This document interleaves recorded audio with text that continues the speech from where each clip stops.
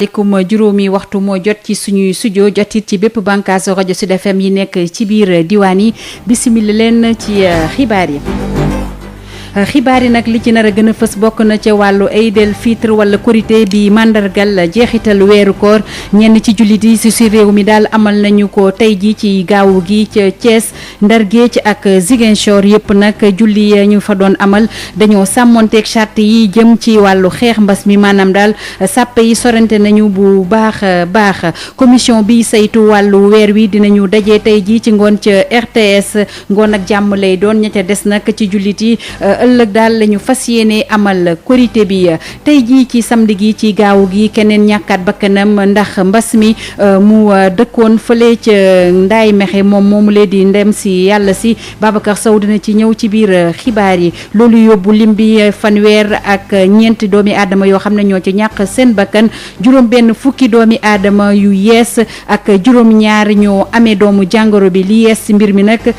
mooy daal dellu si bi ñu nemmeeku ne cas importé yi nga xam ne dañu ko jéggaani del si tax ca Ziguinchor nag askan wi tàmbalee tiit bu baax sunu ganup xibaar tey ji mooy ki yore kàddu ko gendarmerie moom colonel Pape Diouf dina del si bu baax a baax ci matuwaay yi nga xam ne moom lañ jël ngir askan wi mën a wéyee ndigal daal jëmale ci état d'urgence bi wax sa xalaat ci 88 628 98 98 ak 33 825 18 30 mooy ndar kepp xibaar yi Alassane Wade lañu ciy àndal moo ne ci xarale gi. Sud FM. Habsa Elimane Wane. asalaamaaleykum dal leen nag jàmm ci xibaaru tàkkusaan si rajo Sud FM ginnaaw gi ñu leen sante ñu fàttali leen ne tey jii ci ngoon ak jàmm commission bi nga xam ne moo yore lépp lu jëm ci wàllu saytu lépp lu jëm ci wàllu weer wi ngir jeexital weeru koor gu tedd gi ñu nekk nag tey jii danañu daje ñoom ñëpp fële ca RTS ngir daal xool fu mbir yi toll ngir askan wi mun a daal génn ci weeru koor gi ak jàmm ci fàttali nag ñu bëri ci askan woowu di jullit yi am na ñoo xam ne ci ñoom julli nañu Eid el Fitr tey jile ci gaawu gi ci loolu sax la ñuy des dem fële ca Thiès ca mosquée Bilal foofu nag ñu bëri ci askan wi daal ñoo fa teew ngir julli Eid el Fitr bi foofule ci teewaayu ki nga xam ne mooy imam docteur Talla Meng moom nag daal ci xutba bi mu doon amal li ci gën a fës daal mooy ñu delloo suñu xel ci borom bi te fexe ba sàmmonteek ay tereem ak ay digeem ñu déglu imam Talla Meng ci micro Babacar Ndaw. waaw alhamdulilah ñun wari nañu tey ndax ginnaaw bu ñu xamee ni amee information ni weeri feeñ ci biir réew mi ak ci sous région bi te ñun ñaare loolu mooy principe yi nga xam ne ci la ñuy sukkandiku di woor ginnaaw bi ñu dajee fii julli ñu ngi kontaan lool julli gi aussi jéem nañoo xool li nga xamante ni jàpp nañ ni moom la médecine wax xam-xam wax ko te mooy respecter prévention yi nga xam war nañ ko jël ci raxasu ci solente ci sol masque ci bañ a nuyoonteeg loxo loolu jàpp nañu ni xam-xam wax na ko ñun dañoo respecté xam-xam waaye jàpp nañ tam am na leen lu am solo loo xam ni war nañ koy bàyyi xel mooy jullit bi dafa war a jàpp ni lu mu jël ci matuwaay ki nga xamante ni mooy àggale mbir yi di ko mottali mooy borom bi subhaanahu wa taala te loolu bokk na ci jamono ji li ñu war a def dëgg-dëgg mooy jéem a tuub delluwaat ci borom bi subhaanahu wa taala kenn ku nekk jàmbaraat sa bopp xool saw nekkin xool saw doxalin xool li ngay wax xool li ngay jëf yaakaar ne loolu la ñuy wax jéem ci xutba bi wan ni borom bi subhanahu wa taala mi ñuy wan ni ñun kenn ku nekk ñun li nga def xam na ko amul kenn koo xam mën ngaa def lu yàlla xamul waaye itam ginnaaw bu mu xamal itam ci mu wax ni bisa ngi ñëw boo xam ni kenn ku ne si ñun borom bi subhanahu wa taala dana la teewalal sa jëf ku ci def lu ko sul noonu nag bés da nga rëcc ci doo ca mën dara waaye nag balaa boobaa ubbil nañu bunti tuub yàlla tàllal nañu loxoom ku tuub mu jéggal la kon loolu la ñu bëgg fàttali mbokk yi jàpp ni jamono yu ñu toll jamono yu tuub la nañu tuub ñun ñëpp borom bi subhanahu wa taala jéggal ñu suñuy bàkkaar bala ñu dem àllaaxira waaye yombalal ñu suñu dund fii ci àddina ndax loolu mooy li nga xamante ni mooy njëriñu tuub boo tuubee yàlla bu la jéggalee da lay defal jàmm ci àddina te boo la jéggalee boo dikkee àllaaxira mu mën laa dugal aljanna doon àddu ñuy teewlu mooy imam Talla Meng bu jiite juma Bilal ba nekk ca Thiès julli nañ ca Thiès waaye it Saint-Louis di Ndar Géej ca desu si ginnaaw rawatina ñi nga xam ne ñoo fare ci juma Serigne Abbas Sall ndax ñoom julli nañu tey ji ci gaaw gi ni imam bi di amal xutbaam nag moom imam Abdallah Sall daal mi ngi soññaat njiitu réew mi daal ba mu fexe ba bépp dicté boo xam ne daal waa kër docteur jël nañ ko ñu fexe ba sàmmonteeg moom Yves Tendeng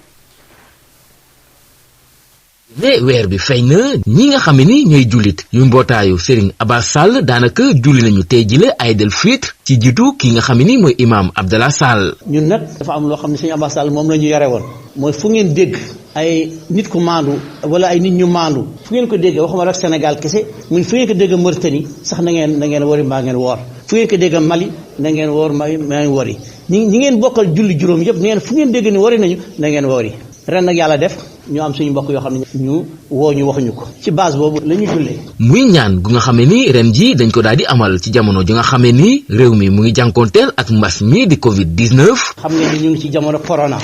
moo tax julli gi ñu wayefal ko waxuñu ko ñu bara sax ndax dañu jël ay sart fa écartement yu yaatu balay kenn dugg si tam jéem a raxasu bañ a nuyoo yooyu yëpp lu xam ni docteur yi ñoo ñu ko sant te dañ ko war a def. loolu waral sax imam Abdallah Sall daal di ci sukkandiku ngir rek ñaax njiitu réew mi di président Macky Sall ngir muy may nopp ñenn ñu dul ñi nga xam ne ni ñooy waa kër docteur ngir am ndam ci mbas mi lee. jamono bi moom xalif généraux yi ak imam bi ak sëriñ daara yëpp ak ñiy waare ñëpp dañu war a jël seen mbubb jox ko docteur yi ñu sol ko man de jox naa leen sama mbubb te ñoom rek laay déglu moo tax man la ñaar la ñuy boole faralu ak fagaru ak ñaan. mu dellu itam di ñaax ñi nga xam ni ñooy jullit yi ngir ñu soppi jikko yi te rafetal leen. ma jël ca melokaan ya tudd ci rambaaj ak jëw télévision boo demee ci internet bi comme duñ la gis rek fu la neexul rek nga xas ka dégg nga toomaal ka loolu wax nañ ko ci wax nañ ci itam lépp luy fen dégg nga ñu wattu ko wax nañ ci itam lekk alal doomu aadama yi buñ la dénkee alal moo xam état nga moo xam loo mënti doon na nga jéem a sàmm alal ja dégg nga ba doo ko lekk. li nga xam ne ni mooy peine de mort doon na itam li mu jot a junj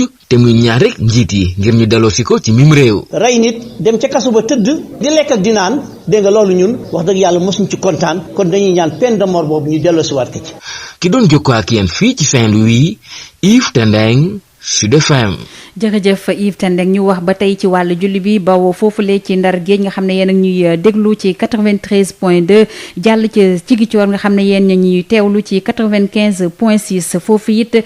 jullit yi am na ñoo xam ne julli nañu fa tey ji rawatina ca Kanjalang ca Ziguinchor ki nga xam ne nag moo yore kàddu imaam yi profité na ci julli Aïd el-Fitr bi daal ngir dal bu baax a baax ci commission nationale bi nga xam ne moo war a daal daje ngoon ngir saytu wàllu weer bi ñu déglu Abdoul Khadriou Dramé ci micro Ignace Ndeye. donc man je pense que commission bi vraiment elle a atteint ses limites commission bi bu mu fi nekkee ba tey man je ne sens pas du tout la nécessité de sa présence parce que commission ba nga xam ne dañu lay jox 60 millions de francs CFA par an ñu lay jox auto di lay jox essence doo nekk si au service du peuple ça man je ne vois pas du tout la nécessité de cette commission elle doit vraiment disparaître en un mot man je ne peux pas comprendre ça chaque fois ñu leen di naan weer bi feeñ na Kaolack des personnes sûres au Fouta Niodior dans les pays voisins faut bien wax nañu weer bi feeñ na te dëgg nañ ko au nom de quoi duñ ko proclamer alors que ñun suñu xaalis moo tax ñu nekk fa donc c'est pas honnête tâche suñ la ko joxee su doon mënoo ko def na nga delloo le tablier te mbir bi chaque fois nañu xool suñu diggante ak borom subhanahu wa taala yàlla na leen ko laaj division bi yëpp nag borom subhanahu wa taala dina leen ko laaj nañu fàttali ko bés dina ñëw dinañu jaaxarloo ak borom subhanahu wa taala te dina leen laaj sa responsabilité ba nga xam ne moom la ñuy yoroon bés yomal xëy ba fii si kaw suuf amul benn sikki sakk ni ko korité moo teelam amul benn sikki sakk ni korité bi tey la parce que am nañu ay jullit wóor ñu ne tey weer bi feeñ na man mii personnellement xam naa fa ñu nga xamante ni dañ mel ne xam naa leen carrément ñu ne ma weer baa ngi ni jaxaran gis nañ ko donc vraiment ñoom moom ce sont des personnes dignes de foi donc inéluctablement nag korité moom tey la moom. Sud FM.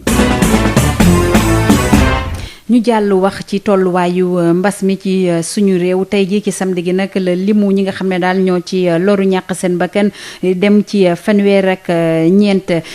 ci ni coronavirus bi duggee ci suñu réew di ñaari fan ci weeru mars ba tey jile luy tollook ñaari junni ak juróom-ñetti téeméer ak juróom-ñaar fukk ak juróom-ñaar ñu amee doomu jàngoro bi ci suñu réew tey jii ci gaawu gi nag ni ministère de la santé di joxe tolluwaayu mbas mi ñi ngi xam le ne juróom benn fukki doomi aadama ak juróom-ñaar yu yees ñoo amee mbas mi ci suñu réew ci ñooñu nag mun nañu ne daal ñeent fukk ak juróom-ñeent yi dañoo jóge ci li ñuy dooyee cas contact ñaar yi jóge ci ñi nga xam ne daal dañu ko jéggaani fukki ak juróom benn nag bawo ci li ñu duppee transmission communautaire duma ci sori damay bàyyi docteur Aloyse Waly Diouf di directeur de cabinet bu ministre de la santé mu dellu si ci ay leeral. tey ba su samedi 23 mai 2020 ministère de la santé et de l'action sociale jot na résultat examen virologique yi may waaj a lim ci juróom-ñeenti téeméer ak fanweer ak ñeent test yi ñu def juróom benn fukk ak juróom-ñaar ñoo ci positif maanaam ñeent fukk ak juróom-ñeenti cas contact ñaari cas importé ci Ziguinchor ak Kédougou fukk ak juróom benn cas communautaire ñaar ci Liberté 6 benn ci Diamaguène ñaar ci Parcelles Assainies benn ci Grand Médine benn ci Ouakam benn ci Mamel benn ci Fass benn ci Médina ñaar ci Guédiawaye benn ci Kër Massar benn ci Mbao benn ci Mékhé ak benn ci Thiadiaye téeméer ak juróom ci malade yi ñu hospitalisé woon wër nañu bésu tey fukk ak benn cas yu sonn ñu ngi ci suñu service réanimation yi ñeneen ñi des ci hôpitaux yi ñu ngi tane bésu tey dalee ko ci cas bi nga xam ne moom la Sénégal njëkk a am woññi nañu 2,000 ak juróom-ñeenti téeméer ak juróomi ñaar fukk ak juróom benn cas 1,000 ak ñeenti téeméer ak fukk ak juróom benn wër nañu ci fanweer ak ñeent ñàkk ci seen bakken mu des 1,000 ak juróomi téeméer ak ñaar fukk ak juróom ci suñu hôpitaux yi may fàttali ne Sénégal amaat na 34e cas bi nga xam ne dafa ñàkk bakkanam ci wàllum Covid-19 ministère de la santé et de l'action sociale mu ngi koy jàllee njabootam. docteur Waly Aloyse Diouf yaa ngi koy wax léegi ci sa biir kàddu Sénégal amaat na keneen koo xam ne ñàkk na bakkanam jëmale ci mbas moomu le moom nag ab mareyeur la woon dëkkee woon fële ca Ngaye Mékhé Babacar Sow. coronavirus daal dina joox ci commune bu Ngaye Mékhé ci département bu Tivaouane ba nga xamee ni mi ngi soog a am ku faatu ci feebar bi di mareyeur boo xam ni am na lu toll ci juróom fukki at jóge ca dëkkub Ndombil digganteem ak Ngaye Mékhé ñaari kilomètre dong la doon dund ak njabootam ci biir dëkk bi suñu sukkandikoo ci waa kër docteur amoon na beneen feebar boo xam ni moom la doon faj diggante Mékhé ak Ndakaaru dëkk boo xam ni ba mu fa jógeek léegi fukki fan ak ñett la ci weeru mai bi ñu nekk waaye day ba mu sibiroo la yëg leneen ci yaramam ba ñuy yóbbu ko district sanitaire bu Ngaye di ko faj ba mu delloo këram la daal dee ñàkk bakkanam suñ sukkandikoo ci jaraafu dëkkub Ngaye li mu yee yàbbi nee na daal cas coronavirus bu njëkk mooy cas bu nga xamee ni nit ñàkk na fi bakkanam fii ci Ngaye ñuy fàttali itam mareyeur boobee ba mu faatoo la njabootam ni daal bëgg nañu ab certificat médical ba ñu mujj koo defal test post-mortem loolee nga xam ni moo wone ni coronavirus moo ko faat suñu koy xayma ñetti nit am nañu coronavirus ci département bu Tivaouane donte sax ki ko jëkk am dañu ko seetaat ni amul feebar bi njabootu mareyeur bi faatu ci coronavirus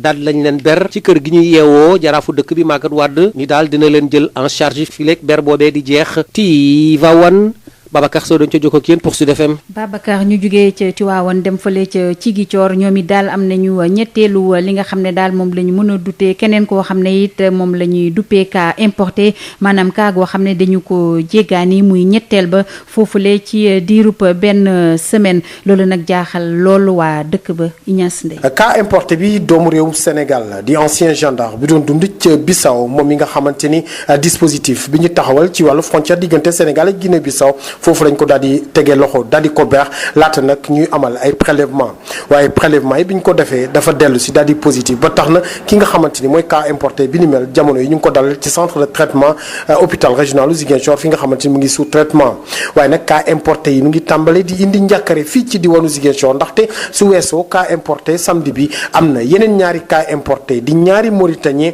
yu nekk ca Guinée Bissau te ñu doon ñëw fii ci diwaanu Ziguinchor dugg fi ñu daal leen testé positif yi nga xamante ni nemmeeku nañ ko fan yi ñu génn di ñetti cas importé ci diiru ay fan ñoom ñëpp daal di jóge Guinée Bissau dëkk bi nga xamante ni jàpp nañu ni feebar bi mu ngi fay tàmbali di jéggi dayoo ba tax na loolu suñu mooy dina na saxal bu baax liggéey comité régional de gestion à l'épidémie coronavirus bi nga xamante ni jamono yi ak cas importé yi suñu moytu dina am ay jafe-jafe yu tar ba tax na ñenn ñi jàpp nañu sax war nañoo dangal mesures yi ci frontière diggante Sénégal ak Guinée Bissau su fekkee ni bugguñu feebar bi di gën a law fii ci diwaanu Ziguinchor ndax ndaxte ñu bëri ñi nga xam ñoo fekk baax ci dëkk boobu di Guinée Bissau dañuy def ay pexe pour dugg fii ci diwaanu Ziguinchor ba tax na loolu indi ay jafe-jafe tey jii toll nañu ñi nga xamante ni lañ dalal ci centre de traitement bi nekk ci hôpital régional Ziguinchor juróom benn malade yu wàllu coronavirus mu di ñetti cas importé ñaar ci ay malade yu des yi nga xamante ni ñu ngi leen jëlee woon Sédhiou ak benn ki nga xamante ni yor na feebar jàngoro te nekk fii ci diwaanu Ziguinchor di juróom benn malade yi nga xamante ni jamono yi ñu ngi leen di faj ci centre de traitement bu nekk ci hôpital régional Ziguinchor bi nga xamante ni ñenn ñi ragal nañu mu nekk réceptable maanaam daluwaay ay cas importé yi nga xamante ni dañuy jóge Guinée Bissau Ziguinchor Ignace Ndeye Sud FM. Ignace ni couvre-feu beeg état d'urgence bi dooree ci suñu réew nag waa gendarmerie ñu ngi def seen kéem kattan ba bépp mesure boo xam ne daal kilifa yi jël nañ ko askan yu mën a sàmmonteeg moom moo tax ci ñaar fukki fan ak ñaar ci weeru mai luy tolloog ñetti téeméeri doomi aadama ak juróom-benn fukk ak juróom-ñett la ñu teg loxo li ko waral nag mooy daal dañoo jalgati jëm ci wàllu couvre-feu ak tere dem beeg dikk bi ci diwaan yi luy tolloog it ñaari téeméer ak fanweer ak ñeenti oto daal jot nañ leen teg loxo ñu déglu si ki nga xam ne mooy Adja Ndeye Mariam Ndiaye cib leeral. ci guddib ñaar fukki fan jàpp ñaar fukki fan ak benn ci weeru mai gendarmerie daal dinañ ñuy teg loxo ci lu tolloo ko téeméeri nit yu tegal fanweer ak ñaar yoo xam ne nag dañ doon dox ci période du couvre-feu bi ci noonu sax la ñu daal di tegee loxo tamit fanweer ak juróom-benni oto ñeent fukk ak juróom-ñetti moto ñoom ñëpp tamit ci période du couvre-feu bi lañ doon génn ñaari nit tamit teg nañu leen loxo mu am ci lu tolloo ko fanweer ak ñaari oto ak juróom-ñetti moto yoo xam ne nag ñooñ dañ leen teg loxo ginnaaw ba ñu leen teree nag ñu jógee ci dëkk dem ci beneen dëkk loolu mi ngi nekkoon kon ci guddi bu njëkk bi nga xam ne nag gendarmerie daal dinay tàmbale nag di dëggal interdiction bi nga xam ne ma nga fësee ca ministère de l'intérieur barke démb ci guddi nag di guddi ñaar fukki fan ak benn jàpp ñaar fukki fan ak ñaar ci weeru mai téeméer yu tegal juróom-benn fukk ak ñaari nit la ñu daal di teg loxo daal di taxawal nag oto yu toll ci ñeent fukk ak ñett ak moto yu toll ci ñaar fukk ak juróom-ñaar ñooñu nag dañ leen doon tere kon ñu dox ci wàllu couvre-feu bi ñu gis tamit ne ci guddi googu am na ci lu tollook juróom-ñaar fukk ak ñaari nit yoo xam ne daal dinañu leen arrêté mu am ay oto nag yu toll ci juróom-ñeent fukk ak ñett yu daal di taxawal ak tamit juróom-benn fukki moto ak juróom-ñett yu ñu immobilisé arrestation yooyu nag gendarme yi ñu ngi ko amal ci biir ay diwaan yu bëri wante ñu daal di nemeeku ne région centre-ouest te mu ëmb diwaanu Thiès ak Diourbel foofu nag la arrestation yi gën a ëppee. Adja Ndeye Mariam Ndiaye ma fàttali ni ci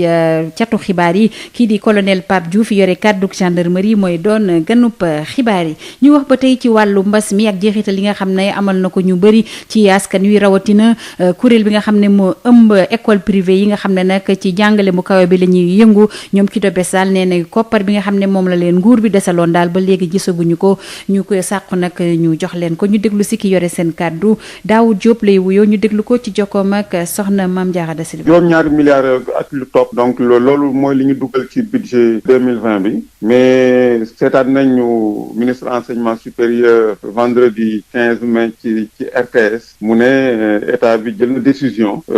fay avancer benn tranche joxe benn tranche pour 4 milliards 800 millions donc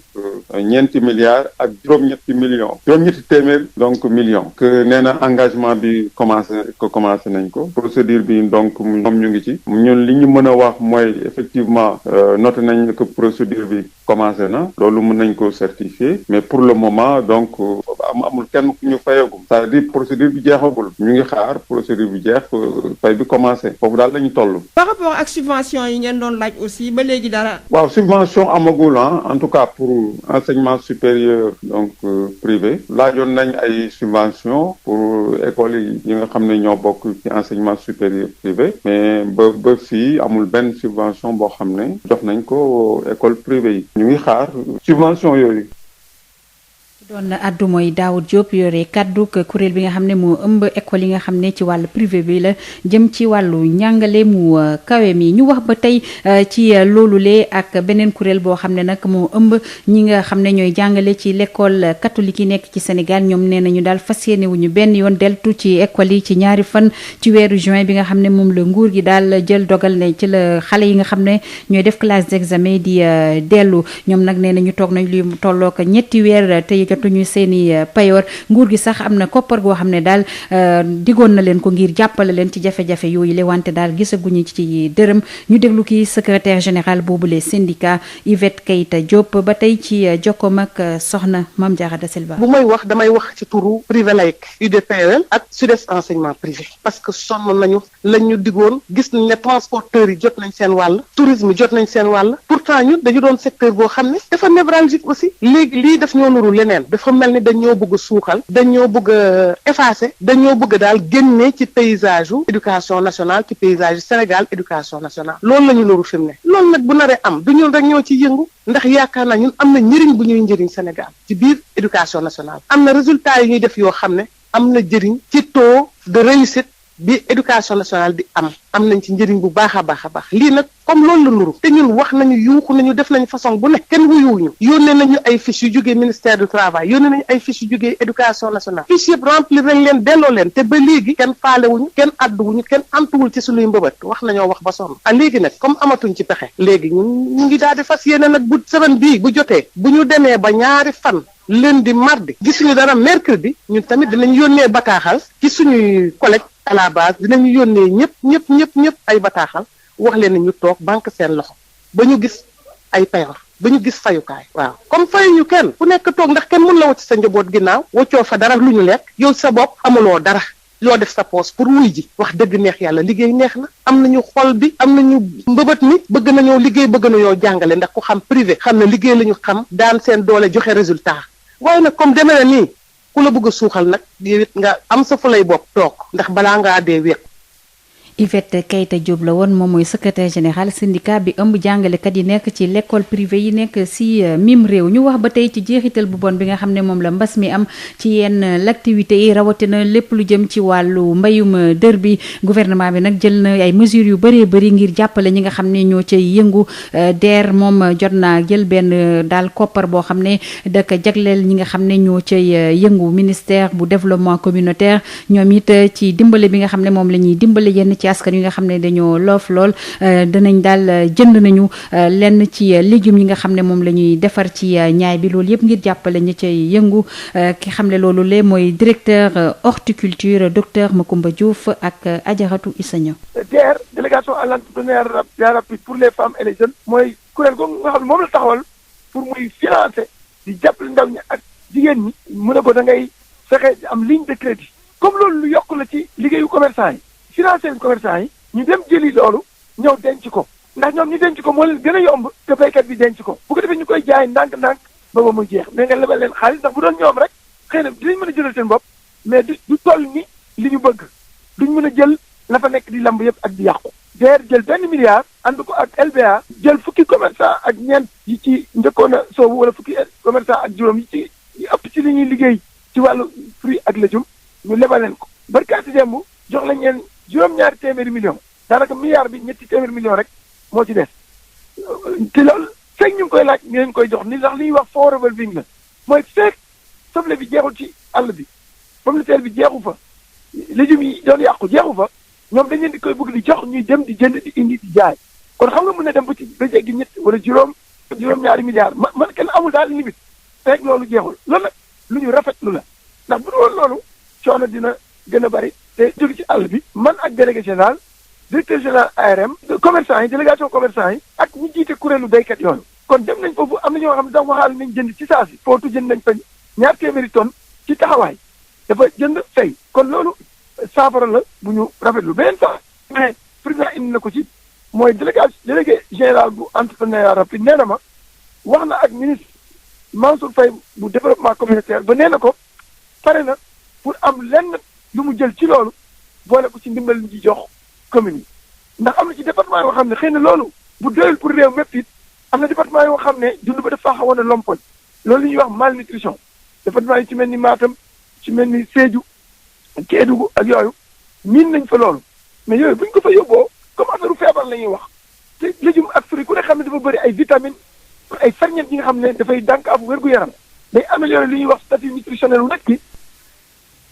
docteur Macoumba Diouf la woon di directeur de l'horticulture. Docteur nag du ñi nga xam ne ñoo yëngu ci wàllu mbayum dër gi rek ñoo am ay jafe-jafe jëmale ci mbas mi, ñeneen it ay askan yu nga xam ne it sonn nañ ci lool. xam loolu moo tax commune bu Tivaouane Peulh daal jàppale na luy tollook 3 téeméer ci ay njaboot foofule. waa kër docteur yi desuñ ci gannaaw. Denisia Samb. ci téeméeri junneek ñaar yu yeewoo Tivaouane Peulh 3 junniy njaboot rek kay jot ci ndimbalu état bi. ndimbal bi li ko tax a jóg mooy jàppale ñi nga xam ne ñu ngi dund jafe-jafe yu métti te mbas mi waral ka Momar Soxna Diop maire Tivaouane Peulh. ñeent fukki junni doomu aadama ak ñett ñoo fi doon yeewoo tey association délégué de quartier bi mu ko xaymee gis na ne que téeméeri junni ak ñaar ci doomu aadama ñu ngi fi yeewoo kon tey bu fekkonte ne état bi chiffre yooyu la amee woon kon jàpp naa ne 3 junni doomu aadama yi nga xam ne mi ngi leen di jox ndimbal dañu doon jox lu ko ëpp waaye nag ñu daal di ne ñun mënuñu seetaan moo tax ñu dem jënd téeméeri tonne ak juróom fukk ci ceeb muy presque juróom fukki millions yu manqué ñaar ñu jënd ko ci ceeb bi pour ñëw jàppale askan bi doole ko ci 3 junni njaboot donc boo ko xoolee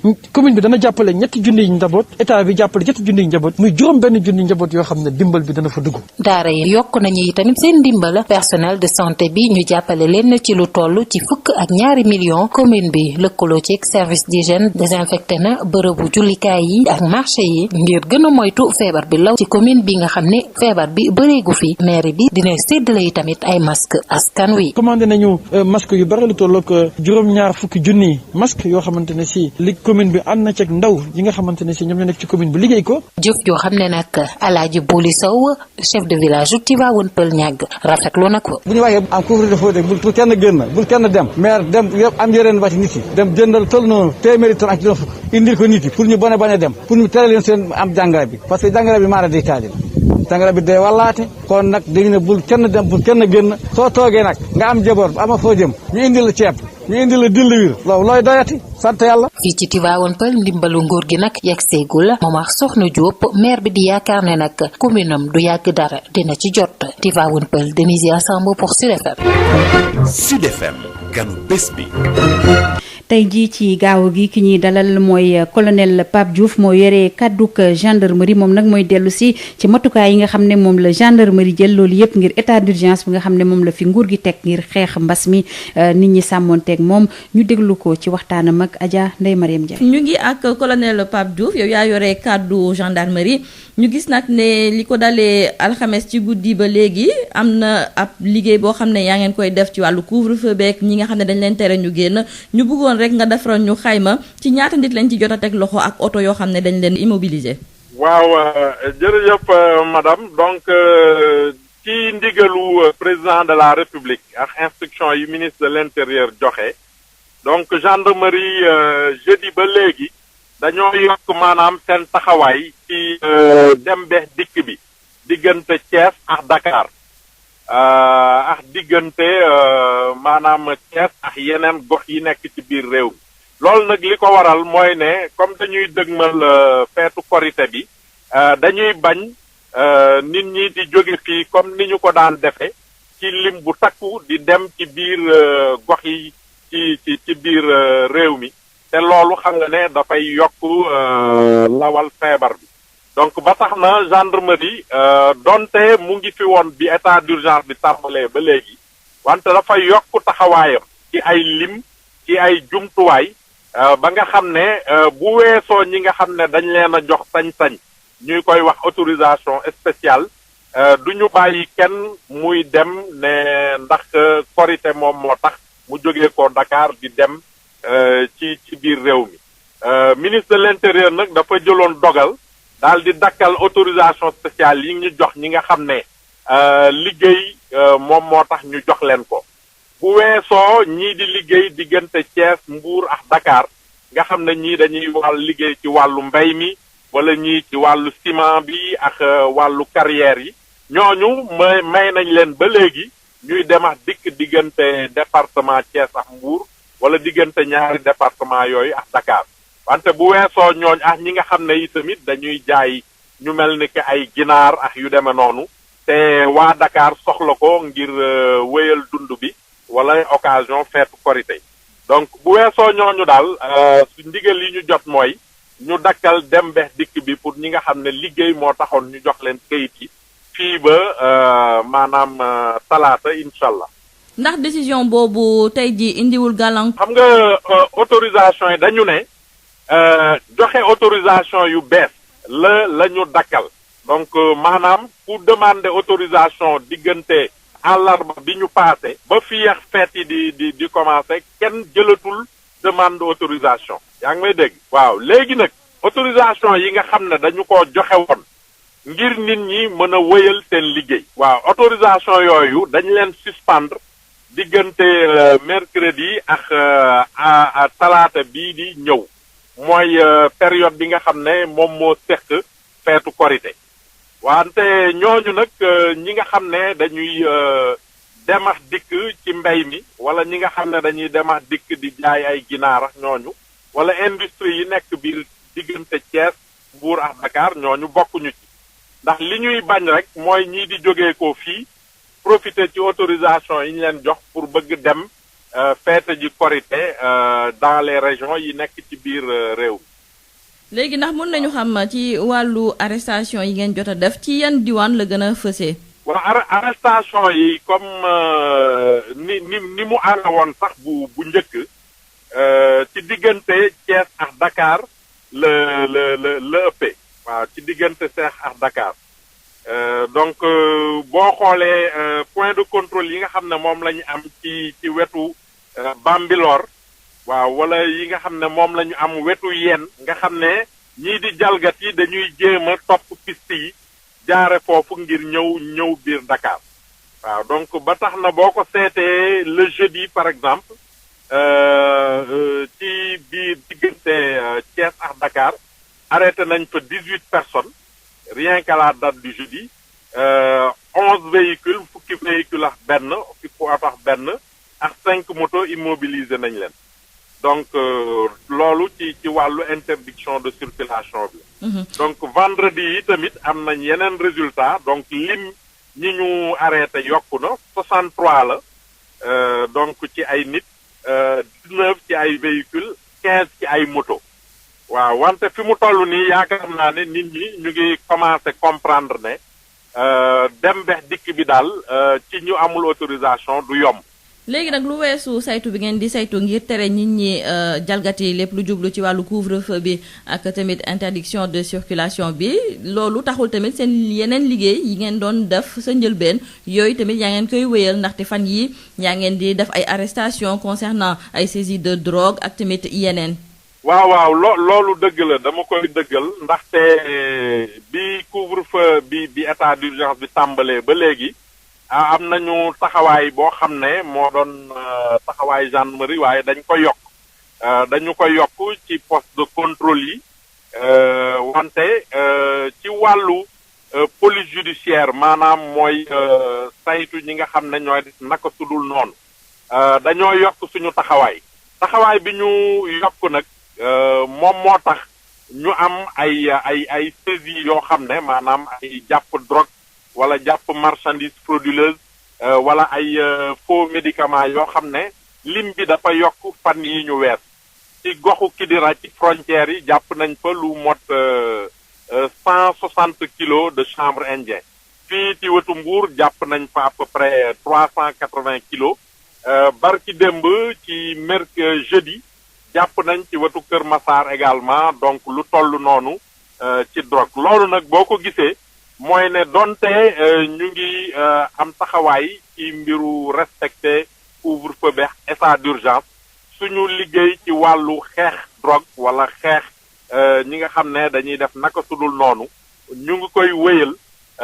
ci brigade de gendarmerie yi wala brigade de recherche yi wala section de recherche. waa kay colonel Pape Diouf ñu ngi lay sant di la gërëm. jërëjëf madame. ñu ngi lay sant di la gërëm it Adja Ndeye Mariam Ndiaye bi doon dalal tey jii ci gaawu gi ki nga xam ne moo yore kàdduk gendarmerie di colonel Pape Diouf mu dellu si matukaay yi nga xam ne moom la gendarmerie jël ngir lépp loo xam ne dafa jëm ci ay mesures jëm ci état d'urgence bi askan wi mën a sàmmonteek ak moom ñi dalal ci studio bi Birama Ndiaye maa ngi lay nuyu.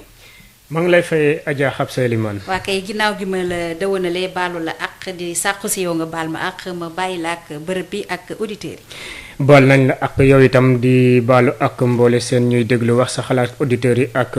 auditeurs yu Sud FM seen rajo xanaa rek ñu dem ci wax sa xalaat ànd ca Galeen Badara Sosé.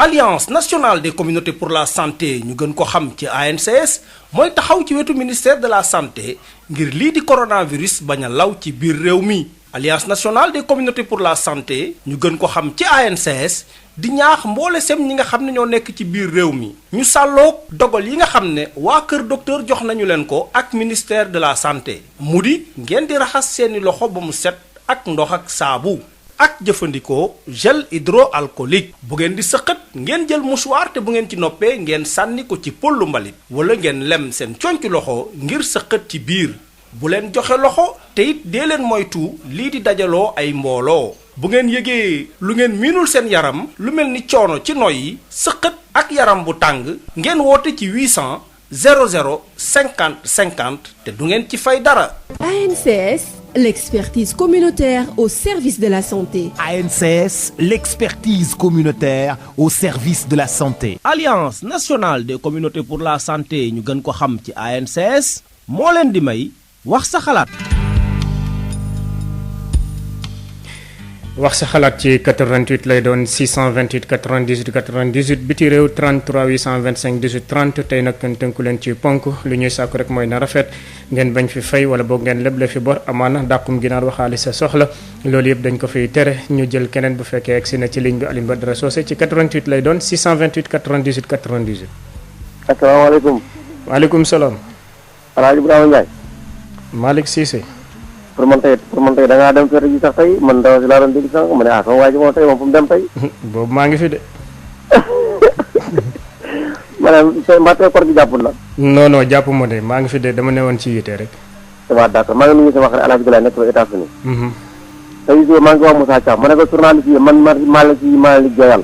dama dégg réew mi gars yi naan ñëpp sonn mais journaliste yi ñoo gën a sonn ñëpp Burama. tey bokk nañ ci askan wi.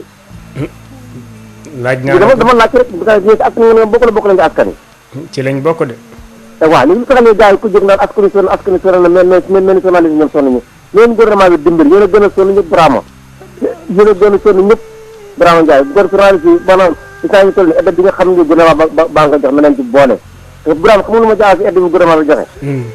man sor tey chaque jour nga gis télé rajo yi mun aide bi ba fu mu waxee yow ni commune département bu mu def département bu ñor Burama Ndiaye gën wàllu walaat diwlin ak gën wàllu libaar yi def sax digg bi mu jox askan wi te lii tey la man ñaari weer ma am nit ñoo xamante ni ci couvre boobu Burama wallaay damaa woor tey am na koo xamante ni birigam la tëj dem Saalum bii mooy ñaari weer ba léegi mu nga tax man dem ma dëddik Burama tey si ko mbir yaay ñu ba tey joxoo ko lu mu dundee tey da ko bàyyi mu dem liggéey Burama lii kii nit ki ñaari weer mu tëj birigam nekk Saalum am na si koo xamante magasin la tëj ci ñaar tari am na ñaari weer fukki fan ba léegi mënta dem dëkk Burama Ndiaye ngir yàlla yéen dañuy yërëm askan wi te lu ma jaaxal Burama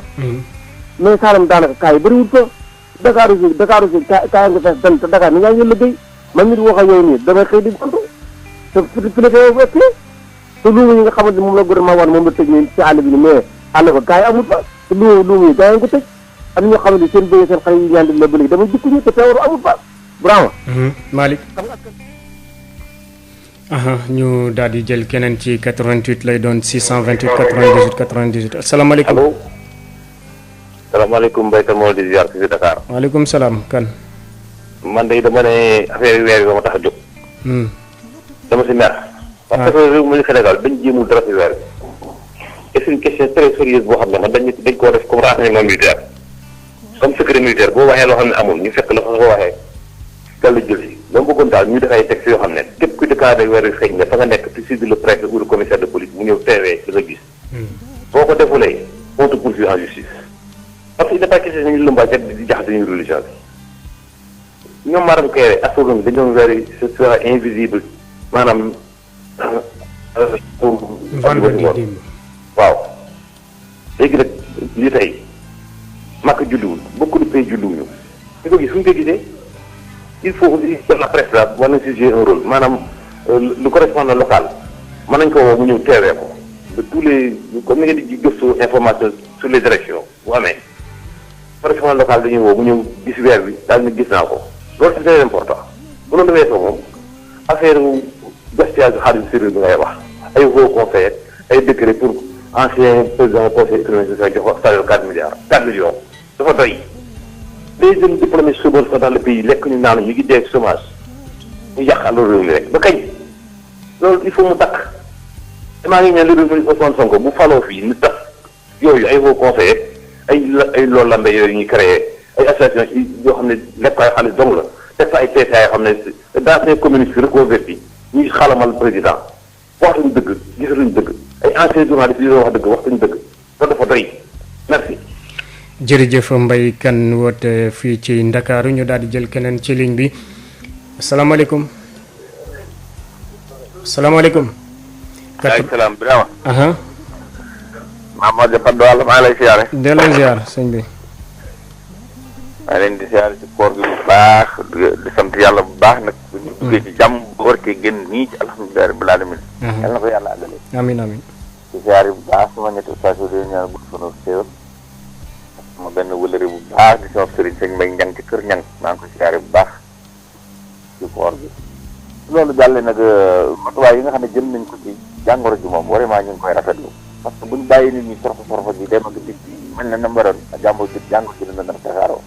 jàngoro ji Sénégal yi li ñu war a gëm mooy lu dangereux la lu garaaw la lu mën a tardeel am réew la ak ay nit kon nañ ko wattandiku ndax mu gën a wàññi ko réew mi bu ko defee situation yi dellu fa mu nekkoon pour sa mën a tey di liggéey ni ci jàmm waaye bu ci kenn mere kenn naan ñii nañ def ñii nañ def gouvernement bi seful ma sàmm seful ma dànd matuwaay bi doo nga la war a jël am réew dañ ko jël dénk ko ay nit ñoo xam ne mën nañ ko yor ay kilifa lañ ñu xool li gën ci ñu ñoo koy wax nañu toog te moytuñu ko jàngoro ji su ko yàlla ba yàlla jëlee ko fi jàmm weeru koor yu buy dem yàlla na ko yóbbaale mu bañ a defee ne ndax na dellu ci jàmm ndax coow yu bari nag ku nekk defe ne dañ laa xeex wala gouvernement bi di laa bañ wala nangam mbirum jullee ni weer waat weeru we nag weer moom ku ko séen kenn ku ne da ngay xool lu la ci doy nga def parce que màkk julliwuñ kenn julliwuñ ku gis naa weer nga julli loolu yow la engagé am neex tam bañ a woor amul problème kenn du la forcé ne la wooral parce que jaamu yàlla du lu ñu doon lu ñu tartu nekk lu ñuy foyee santaane suñu borom la nga war ko teg ci yoon seen ku ci jaxaran ñëpp gis ko nga woor gis ko wari loolu amul kenn kuñ ci wan a ko yóbbaale ci ma sàmba wala ma dem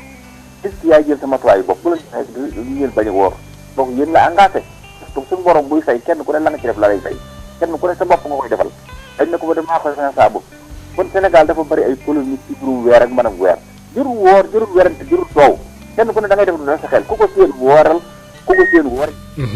jërëjëf Mamor Dia ca Padoa ñu daal di jël keneen ci ligne bi asalaamaaleykum. waaleykum salaam wa rahmatullah. bon maa ngi ziar ñëpp. delloo ziar waaw. di wax rek ne xëy na dina am ñu julli tey wala am na ñu wëri tey am na ñu wëri suba ñaan yàlla mu nangul ñu waaye li ci am solo mooy ñi nga xamante ne dénk nañ leen suñu réew dénk leen suñu lépp pour ñu organiser ñu rek ñaanuñ leen ceeb ñaanuñ leen diwlin ndax ceeb beeg bi ñuy séddale askan wi ñoo ko dajale di ko jox seeni morome askan ñoom ñoo waroon a nag wone ngor ba mën a séddale ceeb bi mu jaar yoon séddale dund bi mu jaar yoon waaye ñu seet seeni militant ak seeni responsable ñi doon fayeekoo ci bourse familiale nga xamante ne mbiru politique la woon parce que gis naa ñu bindu ñu ma jege ñu bari te kenn jotu ci donc dañu ne ci la ñuy basé waat ngir séddale waat waaye nañ xam ne dinañ fi jógee de lu fi sax amul ñi leen ciy jay guddeeg bëccëg ëllëg bu ñu wàccee ñooñu duñ leen jàppale dañuy wàcce rek dem seeti ñeneen ñu jàppale leen nañu xoolaat seen diggante ak seen borom dund beeg ceeb bi buñ ko dénkoon sax Sonko mu jaarale ko yoon ndaxte dina xalaat ëllëg parce que moom mooy woote transparence dina xalaat ëllëg mais moom pour rek bëgg mbiru familial moo tax mu dénk ko famem loolu du doon njëriñ ci moom yàlla na yàlla jubal te yàlla may ñu tegu ci yoon wasalaam ala man ittabal huda ñu daal di ko jaajëfal jël keneen ci ligne bi ci 88 lay doon 628 98 98 asalaamaaleykum. waaleykum salaam. sëñ bi noo tudd fooy woote. man maa ngi woote réseau de Lompoul. waaw da ngay wàññi rajo boobu noonu noo tudd. yow la ñu teewlu waaw Kalidou waaw. waaw Birame maa ngi lay nuyu. ñoo ngi lay fay Kalidou. nuyu waa Sidem yëpp. nuyu ana waa Lompoul yëpp. ngi fi alhamdulilah. bisimilah. waaw man dafa am lu ma bëggoon jottale tuuti. ci wàllum mbéy mi laa bëggoon wax. waaw yow la ñu teewlu. ndax ñun béykat yi suñu ni dañoo sonn daal mënatuñu jaay suñu bagage bi daal waaw dañuy ñoral waaye duñu mën a jaay ndax suñu ni xam nga li fi xew mooy feebar bi bunt yëpp la ñu tëj dañoo bëggoon daal ñu jàppale ñu fi rek ñu tëj bunt yi bagage bi mën a dem ci jàmm ndax ñun béykat yi daal amuñ lu dul bagage bi loolu daal laa bëggoon naqarlu di sant tamit suñu président bu baax di ko ñaanal yi yàlla na ko yàlla defal ndam ci li muy def ci réew mi waaw maa ngi sant gaa yëpp ñuy woote ci DSM bu baax macha allah. jërëjëf waa Kalidou. sant sama sëriñ Oustaz Alioune Sall di ko ñaanal di ko wax xam-xam bi rafet na yàlla na ko yàlla fay macha allah. jërëjëf. jërëjëf Kalidou ka woote foofee ca Lompul ñu daal di jël keneen ci 88 628 98 98 biti réew 33 825 18 30 asalaamaaleykum. voilà Birama Ndiaye na nga def. sant bu baax alhamdulilah. maa ngi lay nuyu di nuyu Socé ak ñoom Papa Laye ak waa kër gi yëpp. ñëpp a ngi lay fay maar. waa Birama ñun de wax dëgg yàlla bu ñu sañoon daal état bi jàppale askanu Sénégal bàyyi nit ñi ñu dem korite ji quoi wax dëgg yàlla. parce que daal yàqul dara ci xeexum mbas mi fa nekk. ndax fii ñu nekk ci États-Unis bon man ni ma gisee Sénégal li ñuy communiquer affaire corona bi te ñoom ñoo communiquer ba ñu am na ci réew ma man loolu moo wax dëgg yàlla moom mënuma ci wax dara daal.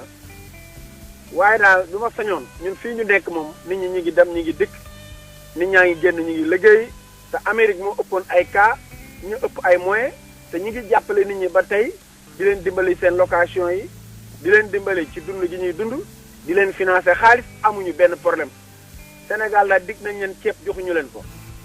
dig nañ leen dëwlin joxuñu leen ko jàpp nit ñi tëj leen pendant 3 mois léegi nit ñaa ngi am problème fay seen luyaas borom kër yi taxaw nañ pour boole leen ak UIC pour ñu génne leen état bi deful benn intervenir te loolu da cee war a jóg wax ci def ci dugal ci loxoom à 100% ñu bàyyi locataires yi. ñu may leen local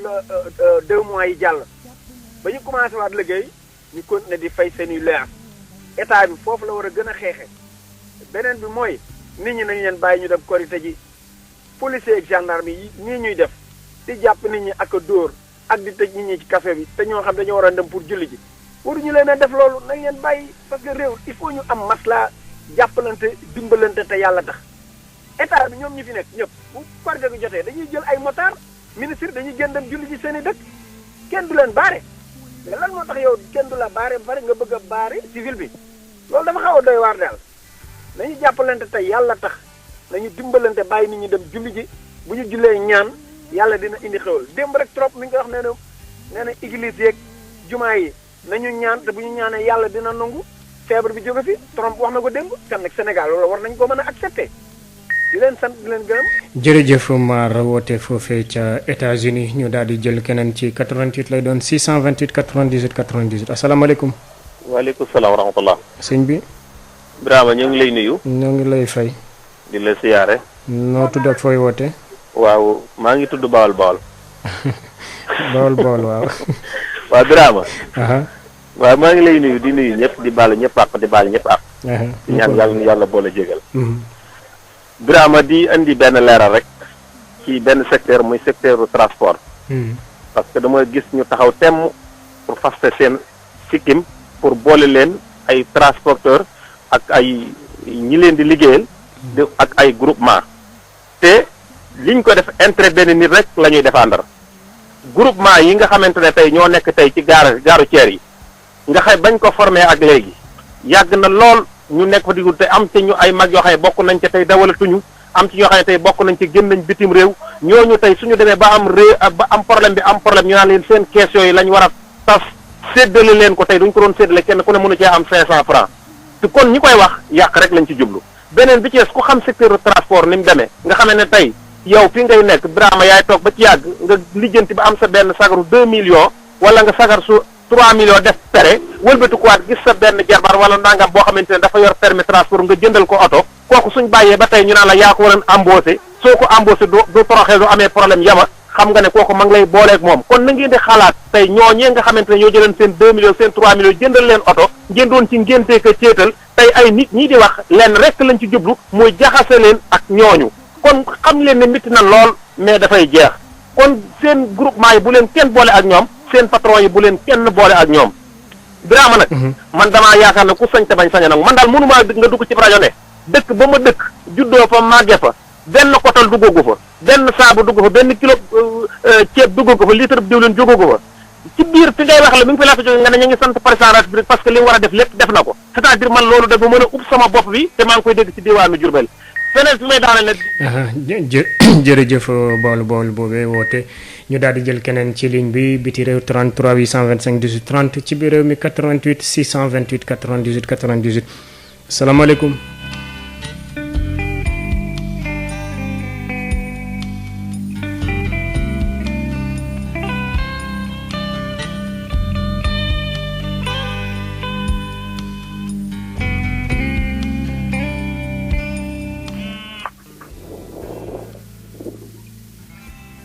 salaamaaleykum. salaamaaleykum. waaleykum salaam. Birama Ndiaye. maa ngi lay ziar. delloo ziar Bàcc. Bàcc si Kër Madar. waaw. Birama. waaw Bàcc. maa ngi baalu ak Sénégalais yëpp xam nga wax sa xalaat daa métti. comme yàlla dogal na moom ñi ñu wari dañ ci profité baaluwaale ñëpp ak. di ñaan yàlla ñëpp jéggal ñu. Birama. allo. waaw maa ngi lay dégg waaw Bàcc. maa ngi nuyu Sassine Mboup. ak Mbaye Laye di jaar nag njaboot ak Seydou Hadji Malick yëpp leen ñaanal jàmm.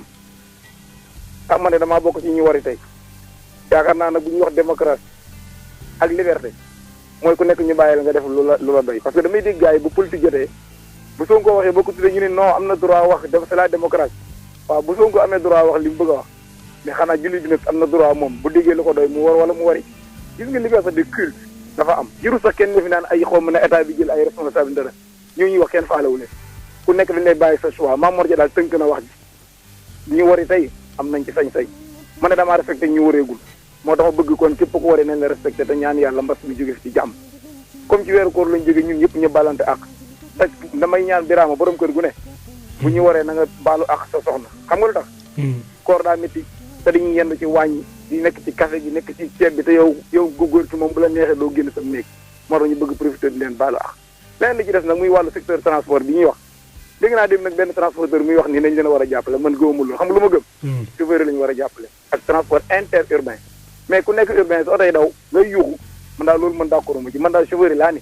seen taxawaay bi yàgg na ñu ngi ci àll bi nañu leen dimbali te dund gi egg fa mu war a egg Sénégal la ñu dimbali ñëpp te bàyyi yenn jaxase yeeg kasaw yi amul benn solo ñun ñëpp benn nañ wasalaam.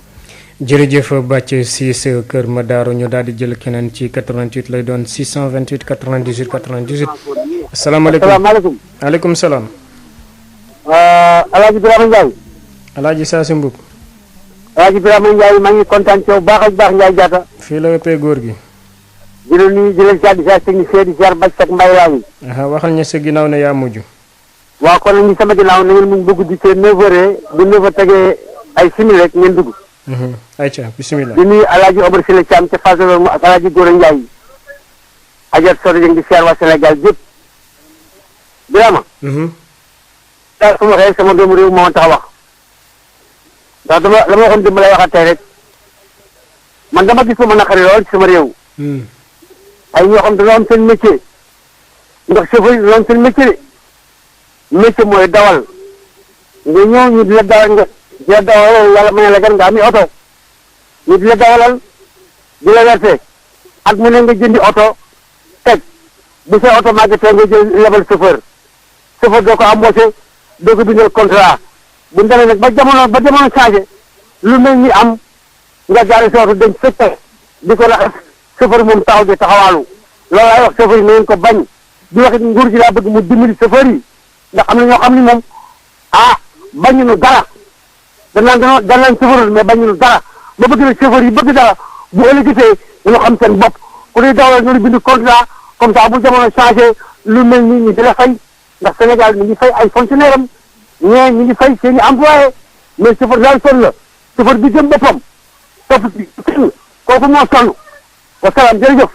jërëjëf Alaaji Saasi Mbuub jërë ngeen jëf mbokk yi fii la ñuy yem ak yéen ci xibaar yi rawatina ci wax sa xalaat sant leen gërëm leen ci kanam tuuti lu yees juróomi simili kii di Xadi Seen ñëw ak yéen ci xibaar yi ci yaatal ci français gërëm bu baax Aline Badara Socé mi féete woon ci xarala gi jox leen dig daje bu juróom-ñeenti waxtu jotee.